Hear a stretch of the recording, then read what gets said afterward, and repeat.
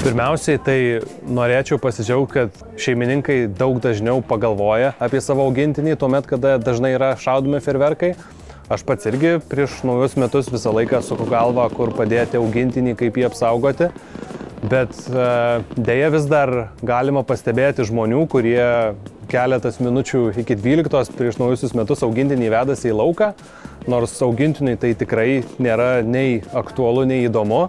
Ir kiekvienas tas šūvis, kiekvienas sprogimas augintiniui varo labai didelį stresą ir baimę. Ir visai nesvarbu, kad augintinį į lauką išsivedėte su pavadėliu ir antkakliu, bet iš to didelio streso ar baimės jisai gali išsinerti iš antkaklio ar nutraukti pavadėlį ir tiesiog pasileisti nežinia kur, ieškodamas prieglobsčio.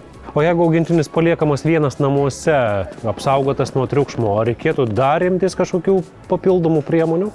Būtinai reikėtų. Geriausia būtų paliekat augintinį namuose, įjungti kokią nors galbūt ramesnę muziką arba įjungti televizorių. Labai gerai dar būtų turintiems difuzorių jį įjungti ir naudoti raminančius eterinių aliejų mišinius.